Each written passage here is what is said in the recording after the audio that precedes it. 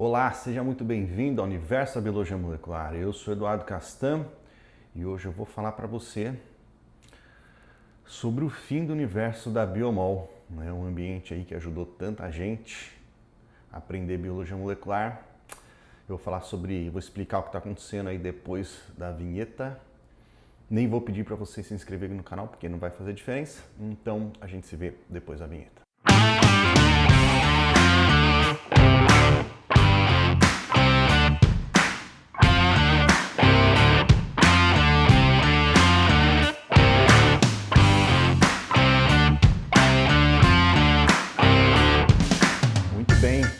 Seguimos aqui, eu gostaria de dizer para você que você caiu num clickbait, isso aí, você caiu num clickbait. Mas calma, antes de você ficar puto comigo, deixa eu te falar uma coisa. Você vai, no final desse vídeo aqui, me agradecer por ter caído nesse clickbait aqui sobre o final do universo da biologia molecular. Eu vou falar para você sobre uma ferramenta de inteligência artificial que talvez você já conheça, que tenha total capacidade de me substituir. Substituir o universo da Biomol. Muitas das coisas que eu respondo aqui, muito que eu ensino aqui, você pode aprender diretamente com essa ferramenta, que é o ChatGPT. Você deve conhecer, se você não conhece, vai conhecer agora. Pelo menos vou falar, com certeza você já ouviu, mas se você não conhece, vai conhecer agora. Só que a gente vai usar o ChatGPT do ponto de vista da biologia molecular, aqui no nosso ambiente, no nosso dia a dia. E vocês vão ver as coisas incríveis que a gente consegue fazer com esse negócio. Então eu fiz esse jogo, esse clickbait aqui para você. Para quê? Para você ver, para você entender a grandeza, a capacidade que essa ferramenta tem de fazer o que ela faz e nos ajudar no nosso dia a dia e que de fato o universo da Biomol pode acabar em algum momento, pelo menos no formato que ele é hoje, pode acabar em algum momento, talvez num futuro não tão distante, porque cara, o que dá para fazer com o ChatGPT é facilmente me substituir. Vocês vão ver que muitas perguntas que chegam para mim no Instagram, por exemplo, você não precisa fazer mais. Você vai no ChatGPT, ele vai responder. Muita coisa que chega para mim, muitas aulas que estão aqui, quase que podem ser substituídas aí pelo ChatGPT. Então, primeira coisa, calma, não fica bravo aí com clickbait, porque você vai ficar maluco. Eu garanto que eu vou mudar a sua vida no final da aula de hoje, do vídeo de hoje, que você vai ver que loucura que é, as coisas loucas que a gente consegue fazer com essa inteligência artificial.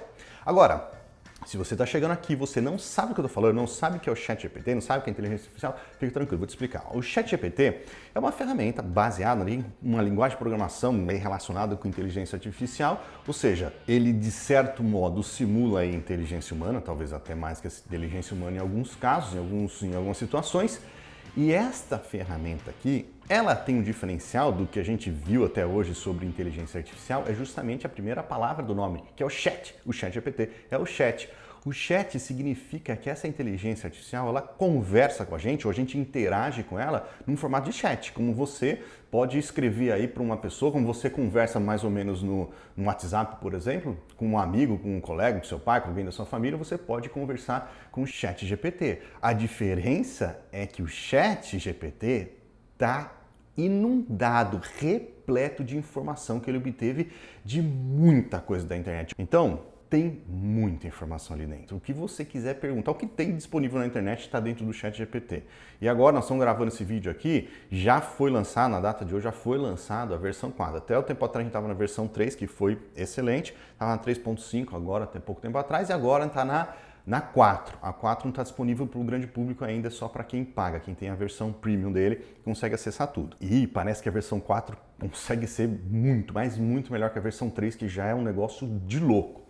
Então vamos fazer o seguinte, melhor do que eu ficar explicando aqui para vocês, vão entrar no ChatGPT, eu vou mostrar para vocês como ele funciona, vai fazer umas perguntas aleatórias para ele, depois eu vou mostrar para vocês como a gente vai utilizar isso na biologia molecular, como se você pode utilizar isso aí no seu dia a dia e usar ativamente mesmo, você vai ver, na hora que você pegar a manha de usar, na hora que você ver as funcionalidades desse negócio aqui, você vai começar a usar isso aqui no seu dia a dia mais do que você usa o Google.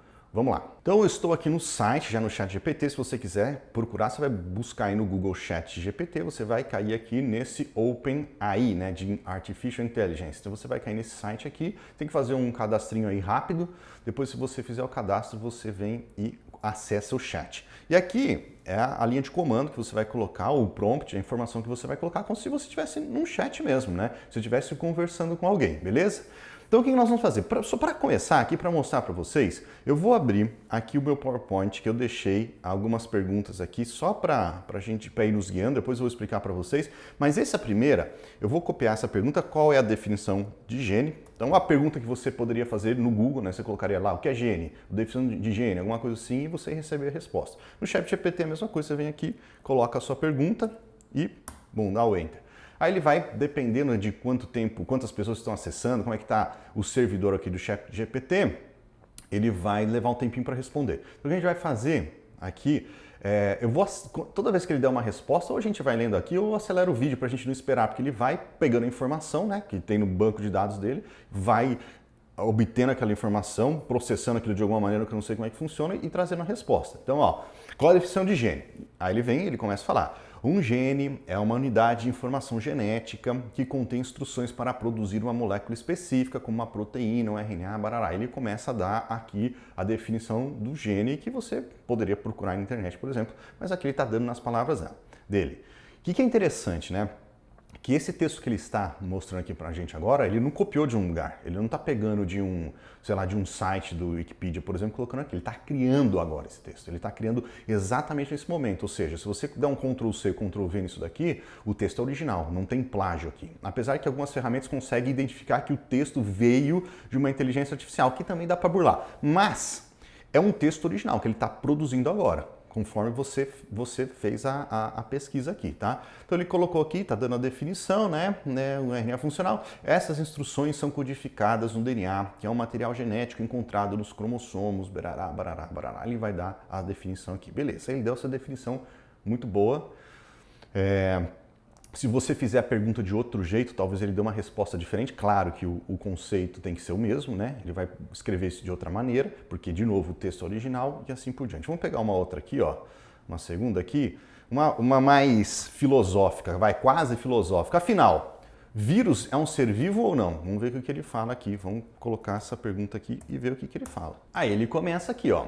A classificação do vírus como um ser vivo ou não é um assunto controverso na biologia. E há diferentes pontos de vista sobre isso. De um lado, alguns argumentam que os vírus não podem ser considerados seres vivos, né? Vou deixar ele escrever aqui um pouco e a gente já volta. Aí beleza, ele escreveu aqui um pouco. De um lado, alguns argumentam que o vírus não pode ser considerado seres vivos porque eles não têm células e não possuem características essenciais da vida, como a capacidade de se reproduzir de forma autônoma e realizar atividades metabólicas. Os vírus são essencialmente pacotes de material genético envolvido. Barará, barará. Aí, por outro lado, outros argumentam que os vírus podem ser considerados seres vivos porque têm uma estrutura organizada, são capazes de reproduzir, evoluir através da seleção natural. Além disso, o vírus tem um genoma próprio. Biriri, barará. Aí ele vem aqui, vai colocar um raciocínio final, às vezes ele coloca um resumo, ele coloca uma conclusão, alguma coisa do tipo, né? Então, em geral, a maioria dos biólogos atualmente considera os vírus como entidades biológicas distintas, mas não vivas no sentido tradicional, porque eles não possuem as características que definem a vida autônoma. Em vez disso, os vírus são frequentemente considerados como parasitas celulares obrigatórios, que dependem de células hospedeiras para se replicar e perpetuar a existência. Então, isso aqui, ó. Queria colocar essas duas perguntas aqui para você ver a utilização, um exemplo de utilização do ChatGPT. Agora, nós vamos levar o ChatGPT ao rumo da falência do universo da biologia molecular. Por que o universo da biomol pode acabar se você utilizar esse negócio aqui direito, se você utilizar ele da maneira adequada. Eu vou deslogar dessa conta aqui, porque essa conta aqui é da minha esposa, eu vou logar com a minha, que está meio devagar, vamos ver se com a minha está mais rápido. Então vamos lá, o raciocínio aqui vai ser o seguinte. Eu peguei... A minha ideia foi o seguinte, de gerar diversas requisições aqui para o ChatGPT de acordo com perguntas que eu recebo com bastante frequência aí nas redes sociais ou dos alunos, são perguntas que vêm com bastante frequência, de diferentes maneiras, diferentes versões dessas perguntas. Então eu tentei reunir essas perguntas aqui e organizei essas perguntas mais ou menos numa ordem do que seria o fluxo de trabalho na biologia molecular. Então, a gente tem a coleta do material, a extração do ácido nucleico, aí a gente tem o processamento desse ácido nucleico, talvez uma transição reversa, para fazer a técnica em si, depois lá a análise dos dados e aí, por último, publicar esses resultados. Tá? Então eu peguei, vamos seguir mais ou menos nessa ordem desse fluxo de trabalho, que a gente vai na biologia molecular, que a gente faz na biologia molecular, só que aqui eu quero pegar uma aplicação específica, só para ter uma específica para a gente seguir, que é uma aplicação que muita gente usa, que é a análise de expressão gênica por PCR em tempo real. Então Então eu vou pegar perguntas aqui mais ou menos relacionadas a esse tema, mas obviamente você vai pegar o racional disso que eu estou mostrando aqui e aplicar aí na sua aplicação, do jeito que você faz nas suas necessidades. O racional é o mesmo, não importa, só peguei essa aplicação porque é uma aplicação muito utilizada e a gente usa ela como esqueleto e um racional para você usar o ChatGPT, beleza? Então a primeira pergunta é a seguinte, ó. Começando lá no fluxo de trabalho, né? Vou coletar, então eu estou conversando com ele como se estivesse num chat mesmo. Ó. Vou coletar amostras. Ah, uma coisa importante. 99% das perguntas que tem aqui eu não fiz para ele ainda. Eu não sei o que ele vai responder. Talvez ele dê uma resposta errada, talvez ele dê uma resposta mais ou menos, talvez ele dê a resposta certa. Talvez a gente tenha que melhorar a pergunta, tá? Eu não tenho uma ou outra só que eu já fiz para ele testando em outros momentos. Mas essa aqui, por exemplo, ele nunca viu na vida. Eu nunca fiz a pergunta para ele. Vou coletar amostras de tecido de fígado de ratos para análise de expressão gênica por PCR em tempo real. Quais recomendações você me daria para que o processo de coleta seja feito adequadamente? Então vamos lá, que era uma resposta que eu daria para vocês ali envolvendo a rapidez no processo, cuidado para não ter degradação, para não ter contaminação, eu iria nesse sentido, né? Como a gente já tem aula sobre isso aqui no clube e aqui no YouTube. Então vamos lá. Beleza, parece que está mais rápido aqui com a minha conta. Vamos ver. A coleta, às vezes ele vai ficando lento, aí a gente reinicia, não tem problema. A coleta de amostras de tecido de fígado de rato para análise de expressão gênica por PCR em tempo real requer cuidado e precisão. Beleza. Aqui estão algumas recomendações que você pode seguir para garantir o processo de coleta feito adequadamente. Aí ele vai separando, aqui belezinho, vai organizado ainda. Item 1. Use equipamentos estéreis e limpos. Beleza, certifique-se de utilizar instrumentos estéreis como pinças, tesouras e bisturis para minimizar o risco de contaminação das amostras. Limpe os perfis de trabalho, coloque 70% antes de começar. Excelente. 2. Realize a coleta sob condições assépticas. Use roupas de proteção como jaleco, luvas, gorro, máscara para evitar a contaminação das amostras. Realize a coleta em uma cabine de segurança biológica se possível. Boa. Número 3. Escolha o momento adequado. O momento da coleta é importante. Certifique-se de que os ratos estejam em estado de jejum. Ó, isso eu já não tinha nem pensado na hora que eu fiz a pergunta. Eu trabalhei muito pouco com isso, mas eu não sabia, né, disso aqui. Eu trabalhei em frigorífico, não tinha ideia que era assim. Em estado de jejum e evite coletar amostras imediatamente após uma refeição, pois isso pode afetar a expressão gênica. Olha só, então que legal. Use técnica adequada para coletar tecidos. Selecione o tamanho apropriado da agulha e seringa. Insira a agulha no fígado através da parede abdominal e insira. Cara, isso aqui é muito louco. E em seguida use uma seringa para aspirar o tecido. Certifique-se de não tocar tecidos com as pinças ou instrumentos.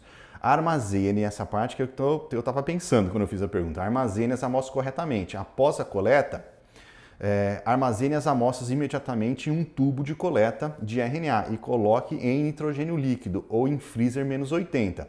A exposição, ou em freezer menos 80, isso aqui é uma pergunta que vai vir lá na frente daqui a pouco, eu não colocaria no freezer menos 80, mas vamos lá. A exposição prolongada ao ar pode degradar o RNA. Ao seguir essas recomendações, você pode garantir que as amostras de tecido de fígado de ratos sejam coletadas adequadamente para análise de expressão gênica por PCR em tempo real. Beleza, tá?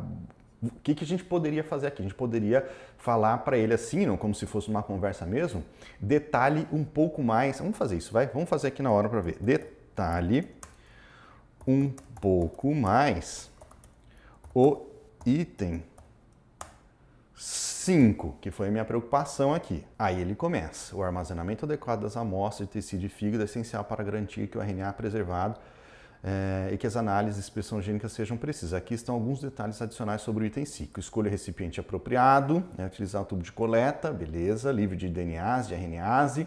Os tubos de coleta devem ser adequados para armazenamento no longo prazo, em temperaturas abaixo de menos 80 graus. Mantenha as amostras resfriadas, certifique as amostras de tecidos resfriadas durante a coleta, transporte ao laboratório.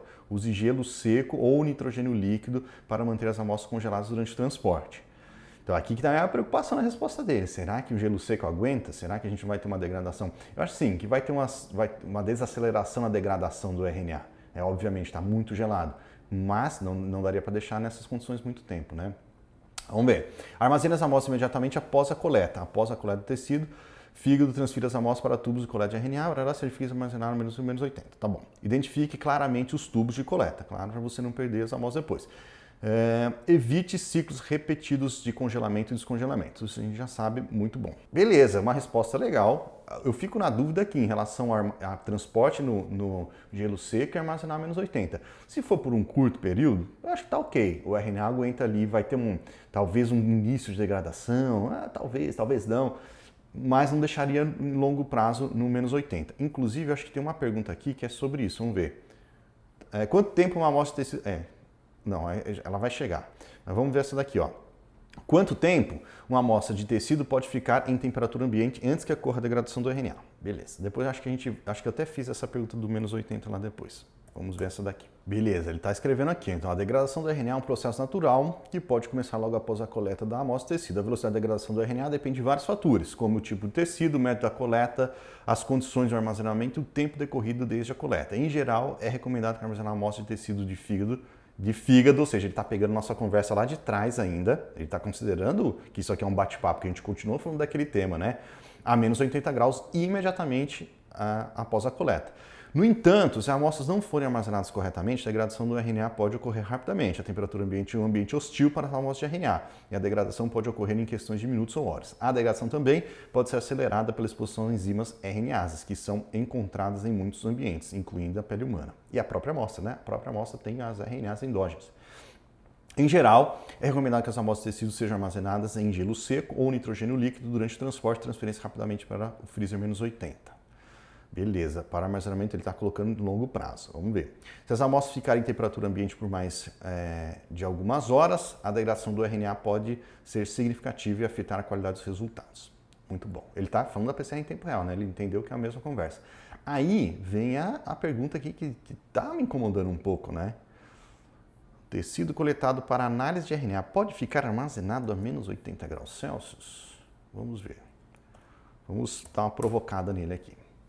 Se ficar muito lento aqui, eu vou abrir de novo. Respondendo, sim, o armazenamento de tecidos coletados para análise de RNA a -80 graus Celsius é amplamente recomendado e comum no pesquisa científica. O armazenamento a -80 é uma das maneiras mais eficazes de preservar RNA em amostra de tecido e minimizar a degradação.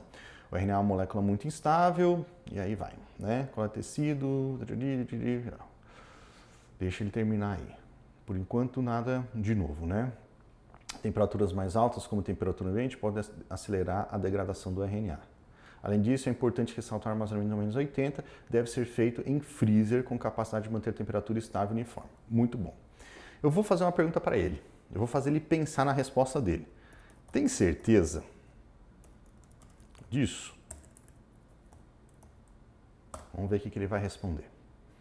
Quando a gente faz uma pergunta, quando a gente questiona a resposta dele, ele vai processar a pergunta novamente, ele vai buscar outras fontes de dados, eu não sei como é que ele funciona, mas ele processa novamente a pergunta. Beleza, falou que sim, então beleza, tenho certeza.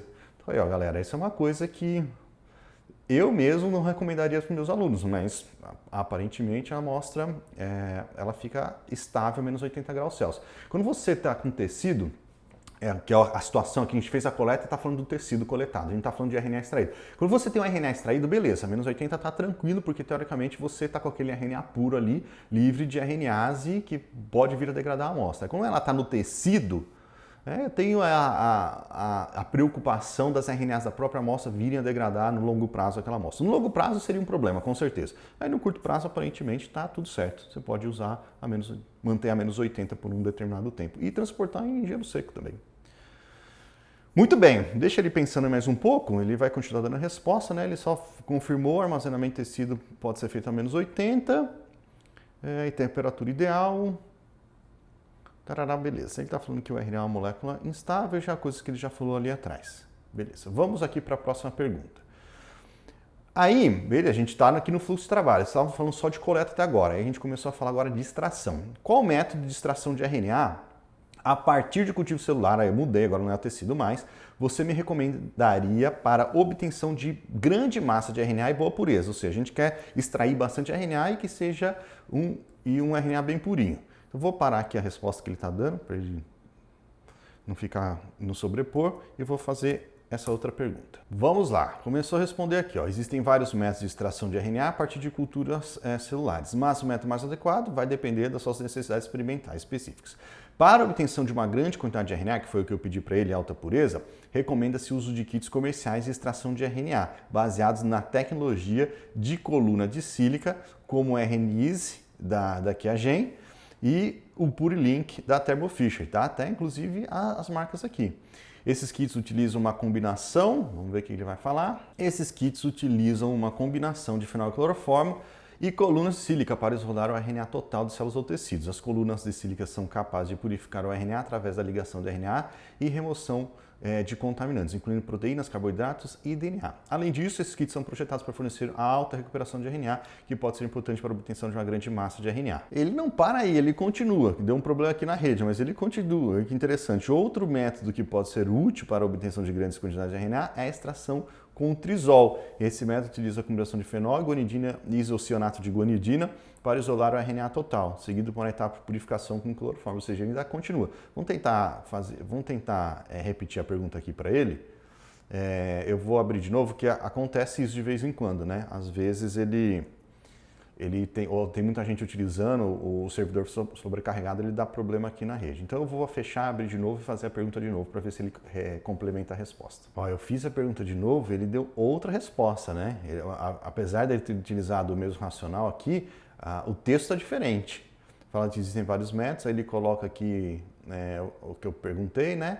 Aí ele coloca os dois nomes, aqui os dois kits, ele colocou entre parênteses o nome das empresas, que eu acho que não estava, né?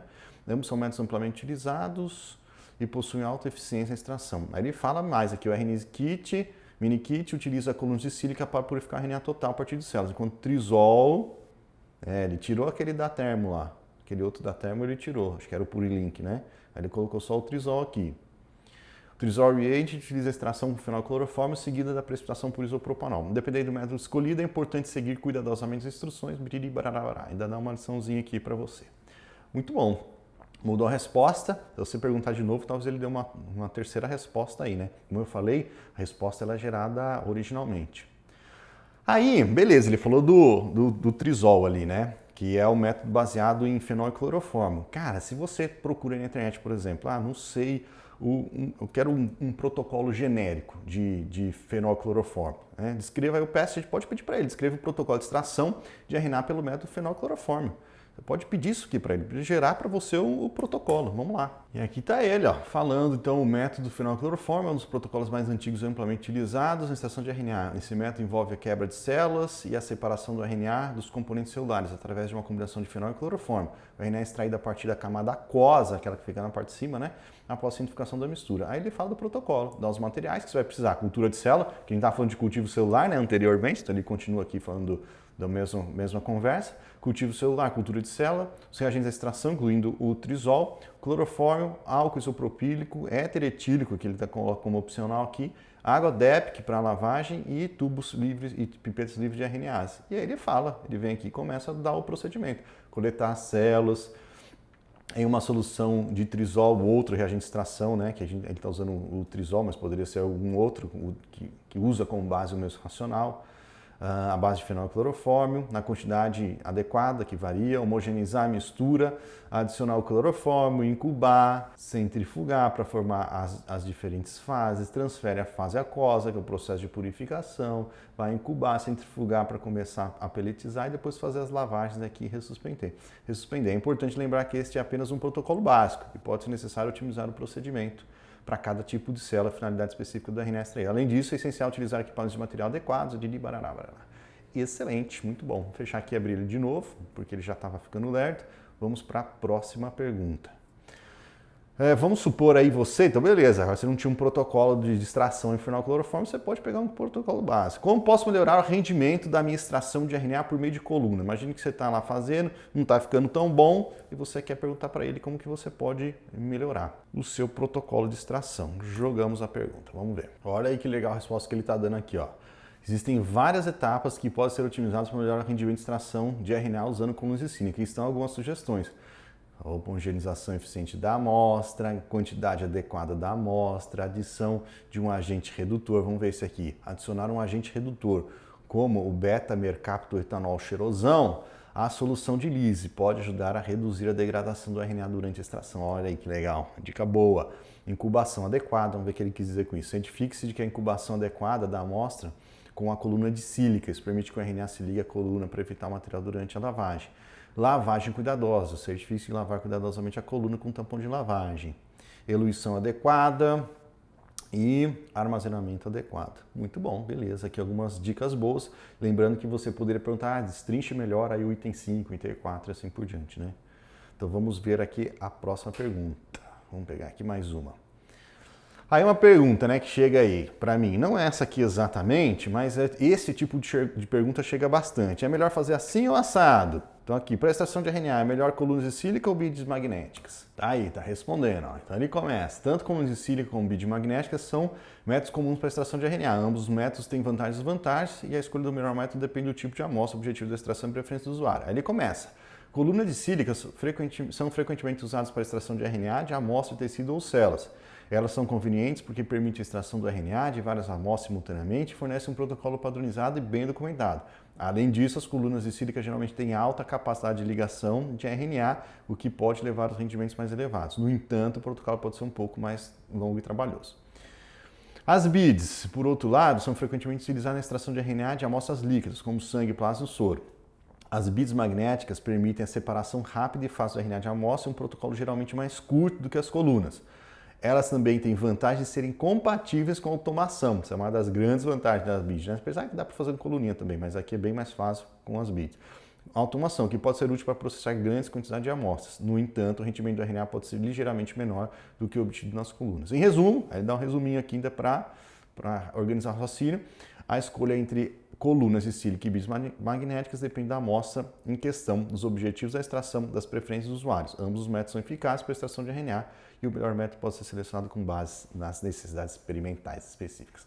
Muito bom, excelente. Vamos aqui ver a próxima.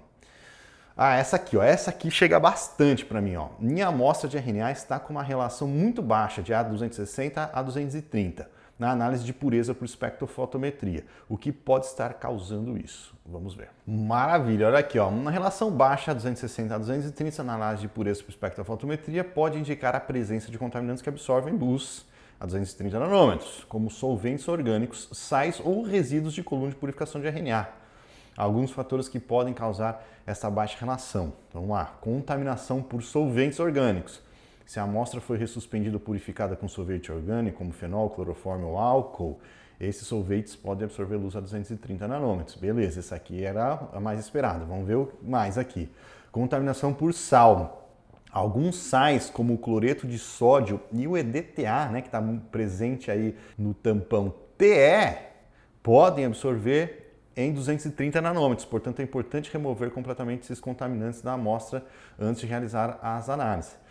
Resíduos de coluna, essa que eu não sabia, resíduo de coluna de purificação de RNA. Se a amostra foi purificada usando coluna de purificação de RNA, resíduos dessa coluna podem ficar na amostra e absorver luz a 230, resultando numa relação baixa. Olha aí que legal.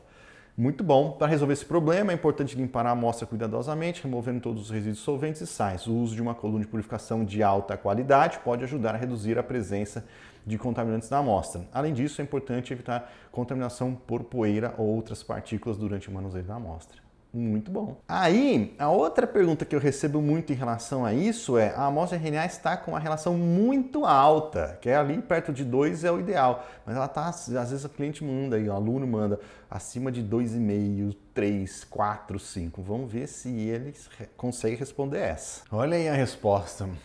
Uma resposta talvez um pouco esquisita, não sei. Vamos ver. Ó. A relação 260 230 alta indica a presença significativa de contaminantes orgânicos, como carboidrato, fenóis e compostos aromáticos em sua amostra de RNA. Presença de fenóis. Fenóis são compostos aromáticos comuns encontrados em muitos reagentes de extração e podem contaminar sua amostra se não forem completamente removidos. Esquisito, isso aqui era para dar uma relação baixa, né? Não alta. Essa uma aqui está estranha. Presença de solventes orgânicos. O uso de solventes orgânicos durante a extração de RNA pode levar a presença de resíduos desses compostos em sua amostra. Também estou achando esquisito, né? Contaminação por enzima. Contaminação por enzima como RNase pode aumentar a relação 260 230 devido à absorção de luz por produtos de degradação de RNA. Será que o RNA degradado ali, eu não sei. Vamos ver, tá esquisito, isso aqui tá meio estranho. Vou ter que dar uma pesquisada depois. Contaminação por células. Se houver células em sua amostra de RNA, elas podem contribuir para a relação aumentada, devido à presença do DNA. Aí pode fazer sentido que você coloca muito ácido nucleico em relação às outras coisas. Mas olha só, eu tô achando esquisita essas respostas aqui. As primeiras, pelo menos, eu achei esquisitas. Vamos perguntar, tem certeza em relação ao item 1? Ah lá! Peço desculpas, houve um erro na minha resposta anterior. Uma relação 260-230 alta pode indicar a presença de contaminantes inorgânicos, como sais ou detergentes, em vez de compostos orgânicos, como mencionei anteriormente. A presença de fenóis e outros compostos orgânicos pode, na verdade, levar a uma relação a 260-280 alta e não 260-230. Tá esquisito também, hein? Tá esquisito também. 280 é proteína. Sendo assim, a presença de contaminantes inorgânicos, como sais e detergentes, pode ser uma causa mais comum para a relação a 260 e 230. Alta em análise de pureza. Esses contaminantes podem ser introduzidos durante a extração, purificação e bará. Beleza. O que isso aqui indica para mim? Isso indica que o universo biobol não vai acabar. Ainda nós temos aqui o sistema não funciona completamente bem, né? A resposta ela ficou esquisita. Porque não é, apesar de ser algo comum, né, de acontecer, dificilmente a gente vê a explicação na relação 260 a 230 alta. Uma das explicações que eu esperava ver dele aqui é o erro na hora de você fazer o branco. Na hora que você vai fazer lá no nanodrop ou qualquer outro espectrofotômetro, você tem que fazer o branco antes. O branco informa para o equipamento que é uma solução sem DNA ou sem RNA. Então, é uma solução que você coloca ali para calibrar, ele usa aquilo como referência. Por isso que o branco ele tem que ser a mesma solução que você utilizou para ressuspender, para eluir suas amostras. Porque aquele branco tem que representar o que tem na amostra. Se você utilizou TE para ressuspender a amostra e você usa o branco água lá no nanodrop, no espectrofotômetro, você está fazendo uma calibração equivocada. Isso pode resultar nessa relação alta. Agora, essas respostas aqui dele eu nunca tinha visto. Tem que dar uma procurada, ver se faz sentido alguma, mas me parece meio esquisito aqui, a resposta é meio esquisita. Então, bom ter acontecido isso para a gente ver, não acreditar aqui cegamente no que aparece no ChatGPT, porque ele erra também, né? Vamos lá, falando um pouco de transição reversa. Que tipo de primer é mais recomendado usar em uma reação de transição reversa para análise de expressão gênica? Já pelo padrão aqui de resposta, eu acho que não vai dar aquela resposta exata, né, para a gente. Ele vai falar alguma coisa, diferentes primers vão ser compatíveis com diferentes de amostras, vamos ver. O tipo de primer recomendado para uma reação de transição reversa para análise de expressão gênica pode depender de vários fatores, incluindo o tipo de RNA a ser transcrito, a fonte da amostra, a finalidade da análise, entre outros. No entanto, aqui estão algumas opções comuns de primers. O óleo DT, onde trabalha com RNA mensageiro com calda de poli-A, os primers randômicos, os primers específicos, primers de controle interno. Esses primers são usados para amplificar um gene de referência. Já misturou coisa aí, né? Que é usado para normalizar os dados de expressão gênica. Já tem uma misturinha aqui, que uma coisa não tem nada a ver com a outra. Você pode utilizar tanto o primer randômico, um oligo-DT ou um primer específico para amplificar gene-alvo ou gene de referência, né? Ou controle interno aqui. Uma coisa não tem nada a ver com a outra. Aí tudo bem, colocou aqui os três, pelo menos as três opções mais importantes. Vamos aqui para a próxima. Em uma reação de transição reversa, quando devo usar a estratégia One Step? Vamos ver o que ele vai responder nessa daqui. Está escrevendo aqui, ó. A estratégia de transição reversa One Step é uma técnica que permite realizar a transição reversa do RNA em cDNA e amplificação do cDNA em uma única reação. Em um único tubo, são duas reações diferentes, mas tudo bem. Essa estratégia pode ser usada em diferentes contextos, dependendo do objetivo da análise e da disponibilidade dos reagentes e equipamentos necessários. Aqui estão algumas situações em que a estratégia One Step pode ser uma escolha adequada. Análise de expressão gênica. A análise One Step pode ser usada para análise de expressão gênica em amostras com quantidade limitada de RNA ou em que é necessário realizar a análise de vários genes simultaneamente. A técnica é útil em situações em que é necessária uma grande quantidade de cDNA para a amplificação de vários alvos, mas há limitações no volume de reação que pode ser utilizado. Além disso, a técnica pode ser mais eficiente na amplificação de alvos de baixa abundância em comparação à estratégia two-step. Beleza. Tem uma coisa aqui no meio esquisita, mas tá legal. No modo geral tá legal. Teste diagnóstico. A estratégia One Step pode ser usada em teste diagnóstico como detecção de vírus ou outras doenças infecciosas, em que é necessária uma análise rápida e precisa do RNA viral, bacteriano e uma única reação. Beleza, faz sentido, mais sentido que na primeira, né? Que geralmente faz One Step quando você tem demanda de velocidade e praticidade. Análise de regulação gênica. A estratégia One Step pode ser usada em estudos de regulação gênica para análise de RNAs não codificantes, como RNAs longos, não codificantes e os microRNAs, que requerem alta sensibilidade de detecção. Faz sentido também, é uma das estratégias aí, é o One Step, quando você trabalha com microRNA, por exemplo. Muito bom, maravilha. Vamos aqui para a próxima. Vocês vão ver que tem umas assim, ó, essa daqui, essa aqui, acho que é essa parte que eu queria chegar. Eu quero ver o que ele vai responder. Olha só, situação bem real, bem prática no laboratório. Tem um tubo de primers contendo 25,4 nanomoles de moléculas. Ou seja, quando você compra o primer, que ele vem lá o pozinho, e você precisa ressuspender, é essa informação que vem lá no datasheet do primer, né? Na folhinha que vem junto com o primer. Mostra ali quantos nanomoles, a quantidade de moléculas que você tem ali dentro. Então tem um tubo de primers contendo 25,4 nanomoles de moléculas. Como posso ressuspender esses primers de tal maneira que sua concentração final seja 100 micromolar, que geralmente a concentração, depois que você ressuspende ele, você deixa 100 micromolar, que é a solução de estoque. Vamos ver, essa aqui é uma dúvida bem comum que chega para mim, as pessoas têm medo de fazer, vamos ver se ele consegue fazer as continhas aqui pra gente. Não deu certo, ele tá falando aqui, para calcular a quantidade de água necessária para suspender os primers, você pode usar a seguinte fórmula. Deu a fórmula aqui, mas ele está considerando que esse primer aqui está em solução. Então ele está falando para colocar 0,225 microlitros de água. Não é isso. Está errado, isso aqui está errado. Vamos tentar escrever, vamos tentar arrumar. Mas, no caso anterior, os meus primers estão liofilizados e não em solução.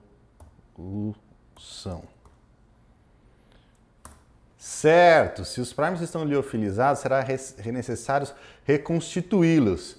Ele poderia até colocar entre parênteses e não ressuspendê-los, seu idiota, antes de calcular o volume necessário para a obtenção da concentração a 100 micromolar. Muito bom. Para reconstituir os primers, você pode adicionar um volume conhecido de solvente adequado para o armazenamento do primer, como água ou TE, diretamente ao tubo de liofilização. Geralmente é recomendado seguir as instruções do fabricante em relação à quantidade de solvente a ser adicionado. Por exemplo, se as instruções do fabricante indicarem que é necessário adicionar 500 microlitros de água, não é isso que eu quero saber. Uma vez reconstituídos, você pode calcular o volume necessário para obter a concentração de 100 micromolar. Não tá bom ainda, peraí. Vamos ver. Não ficou bom, não é isso que eu quero saber. Eu vou refazer a pergunta, vamos ver se eu consigo ajudar esse cara aí. Pera aí. Vamos lá, refiz a pergunta. Tem um tubo de primers contendo 25,4 nanomoles de moléculas. Qual é o volume de água que devo utilizar para reconstituir esses primers para que sua concentração final seja 100 micromolar? Vamos lá.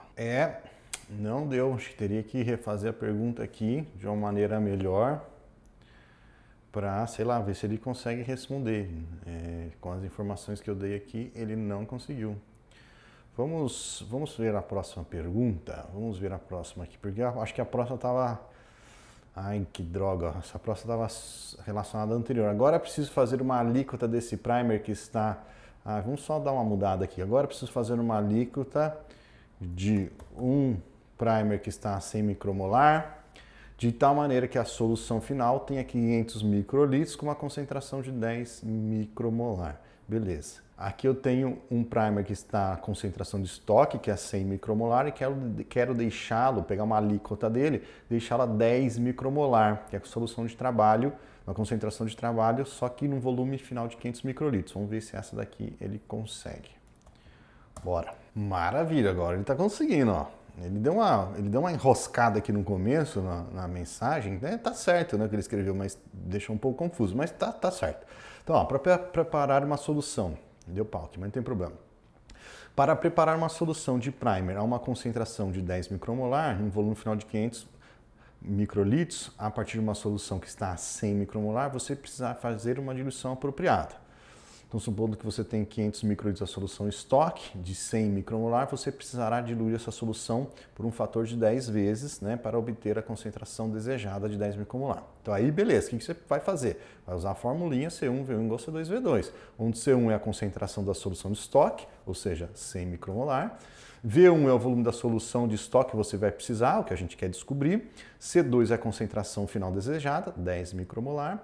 E o volume final é o volume que a gente desejou, que a gente estabeleceu, que era 500 microlitros. Aí você só substitui 100 micromolar vezes o X, né, que a gente quer saber, o volume inicial, igual a 10 micromolar vezes 500, faz a continha, dá 50 microlitros. Então, portanto, você precisará transferir 50 microlitros da solução estoque, né, que está a 100 micromolar, para um tubo novo e completar com água ou algum outro diluente aí, de tal maneira que você chegue nos 500 microlitros. Então, você vai pegar 50 da sua solução estoque e adicionar 450 microlitros de água ou de outro diluente para você chegar na concentração desejada, certo? Mas é isso aí. Eu vou pedir para ele fazer a resposta de novo aqui, só para dar essa informação final. Mas é isso aí, dessa vez ele acertou. Beleza, então ele está aqui, ele refez, né, a mensagem dele, mas colocou lá. Então isso significa que você vai precisar medir 50 microlitros da solução original de primer, adicionar num tubo contendo 450 microlitros de solução diluente. Muito bom, é isso aí, beleza.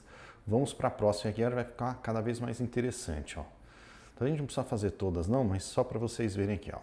Descreva um protocolo de PCR em tempo real utilizando CyberGreen como agente fluorescente. É esse eu quero ver. Olha aí, tá gerando. Então ele fala aqui um pouco sobre a PCR em tempo real e o que precisa. Os materiais, plataforma de PCR em tempo real, a placa, aí ele coloca cátion de CyberGreen. A amostra de DNA, primer, TAC, solução tampão, e aí tá descrevendo, prepare a mistura de reação do PCR em tempo real na bancada. Combine 10 microlitros de solução. Está falando, vou colocar aqui, a DNA polimerase, o primer, o cyber, né? Então está considerando o cyber separado, a água ultra pura. Beleza. Adiciona 1 microlitro de DNA, distribua 20 microlitros da mistura de reação em tempo real em cada pocinho. Coloca a placa na plataforma de PCR em tempo real e execute o programa. Muito bom. Aí até deixando aqui o protocolinho da termociclagem. Para incubação 50 graus por 2 minutos, 95, aí deu pau. 2 minutos, mas está criando o protocolo. Beleza, é isso que a gente queria. Então, ó, interessante que a gente consegue até criar até um protocolo que a gente poderia fazer, né? Nesse caso aqui, poderia dar mais informações para ele, né? Considere que nessa reação esteja trabalhando com master mix, né? Porque ele deixou separado aqui a DNA polimerase do seu tampão, né, do CyberGreen. A gente poderia estar trabalhando com Master Mix, eu poderia colocar aqui as condições do Master Mix e assim por diante. Vou fechar para pegar outra. Vamos ver a outra aqui.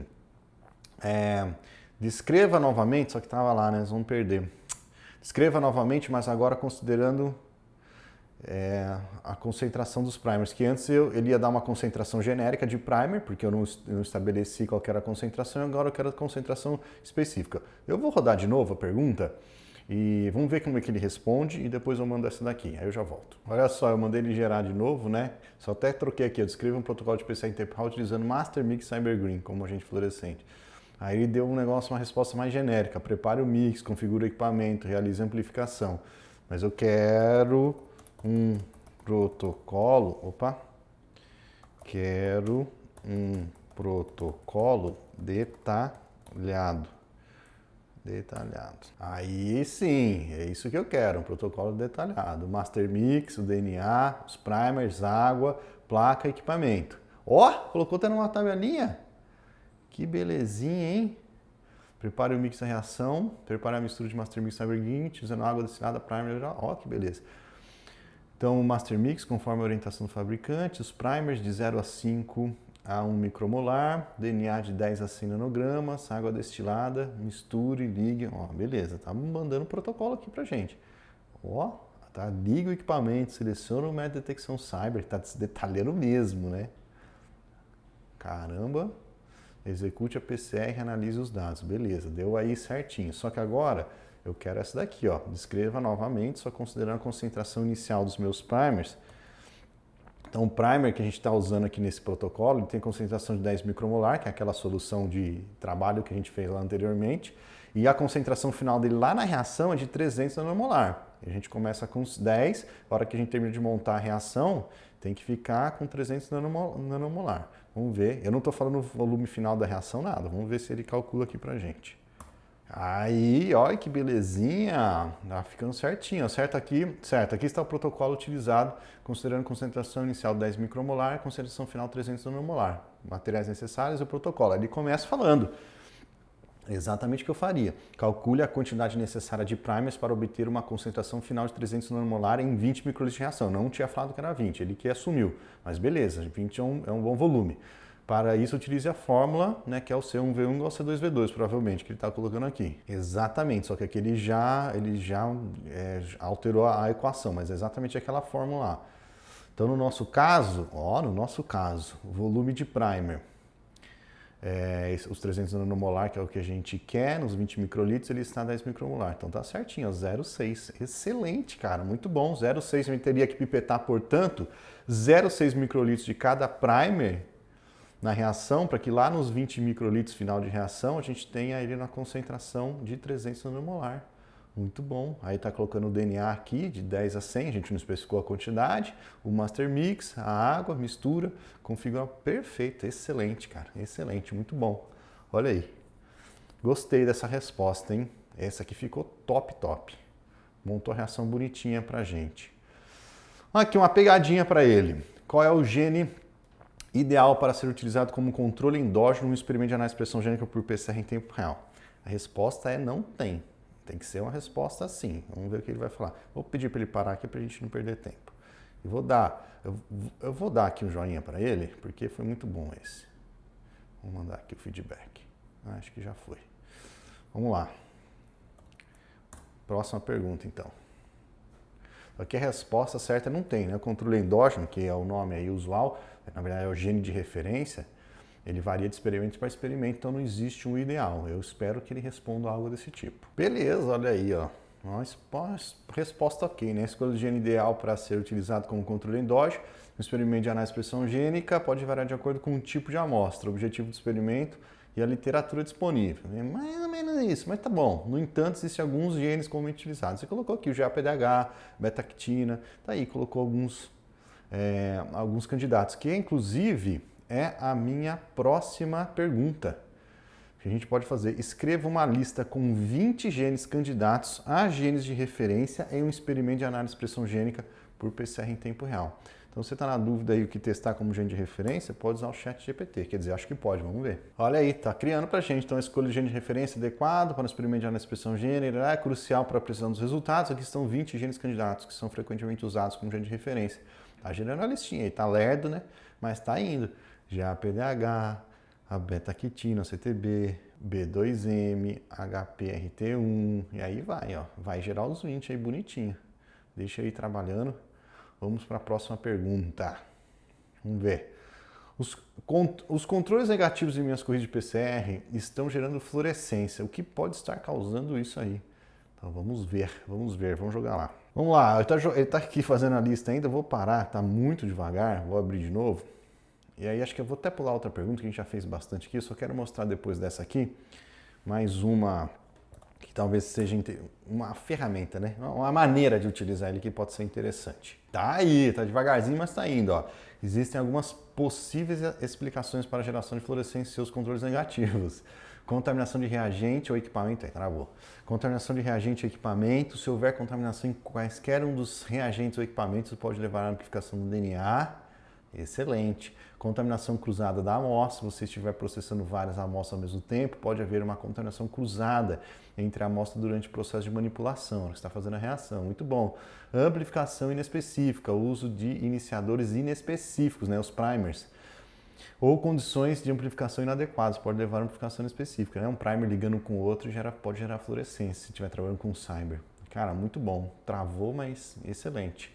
Muito bom mesmo. Agora é o seguinte, ó, deixa eu mostrar mais duas últimas aqui, rápidas, que você acha que, cara, isso aqui é apelar. É isso aqui, ó. Vamos ver se ele vai fazer. Imagina você está escrevendo o seu artigo científico, né, em sua tese, você tá, sei lá, você está trabalhando no seu TCC, você precisa de ajuda aí para começar a escrever ou para fazer uma parte dele. Você pode pedir para ele fazer, ó. Escreva a introdução de um artigo científico sobre como o nível de expressão gênica pode interferir no desempenho de atletas de natação. Criei aqui um negócio na minha cabeça, tá? Imagine que o experimento seja relacionado com análise de expressão gênica em atletas de natação. Considere que o gene ACTN3 foi o alvo de análise desse artigo. Vamos ver se ele cria para a gente aqui. Vamos abrir um novo para ver se não fica lerdo. 1, 2, 3. Foi. Tá fazendo, hein? A natação é uma modalidade esportiva. Caramba, gente, vai fazer. Acho que vai ficar bom. A natação é uma das modalidades esportivas mais exigentes em termos de condicionamento físico e capacidade aeróbica. Imagina, isso aí poderia ser a introdução de um artigo mesmo, né? A performance dos atletas nessa modalidade é influenciada por vários fatores, incluindo o treinamento, a nutrição e a genética. Entre os fatores genéticos, um dos mais estudados é o gene ACTN3, que está envolvido na expressão de proteínas musculares relacionadas à contração muscular rápida. A presença ou ausência de uma variante específica desse gene tem sido associada a desempenho atlético em diversas modalidades, incluindo natação. Caramba, muito bom! Nesse artigo, será analisado como o nível de expressão gênica do ACN3 pode interferir no desempenho de atletas de natação. Serão revisadas as evidências mais recentes, cara, excelente, sobre o impacto dessa variante genética na força. Muito bom, cara, muito bom. Aqui, o que faltaria aqui, né? Dar uma mexida um pouco no texto para ele ficar aí do tamanho que você precisa, do jeito que você precisa, e colocar as referências bibliográficas. Mas tá perfeito, cara. Praticamente perfeito. Aí, ó, para melhorar ainda, você pode fazer o seguinte, né? Traduzo o texto anterior para inglês. Você pode pedir para ele traduzir esse texto aí.